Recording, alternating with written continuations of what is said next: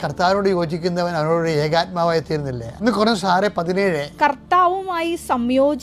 കർത്താവുമായി സംയോജിക്കുന്നവൻ അവിടത്തോട് ഏകാത്മാവായി തീരുന്നു.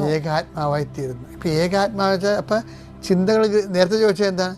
ദൈവത്തിൻ്റെ ചിന്തകൾ ഗ്രഹിക്കാൻ ദൈവത്തിൻ്റെ ആത്മാവിന് മാത്രമല്ലേ കഴിയത്തുള്ളൂ.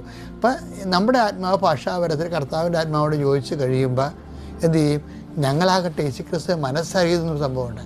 എഫേസ്യർ 1:18 ഏത് തരത്തിലുള്ള പ്രത്യാശയിലേക്കാണ് അവിടുന്ന് നിങ്ങളെ വിളിച്ചിരിക്കുന്നതെന്ന് അറിയാനും വിശുദ്ധർക്ക് അവകാശമായി അവിടുന്ന് വാഗ്ദാനം ചെയ്തിരിക്കുന്ന മഹത്വത്തിന്റെ സമൃദ്ധി മനസ്സിലാക്കാനും നിങ്ങളുടെ ആന്തരിക നേത്രങ്ങളെ അവിടുന്ന് പ്രകാശിപ്പിക്കട്ടെ.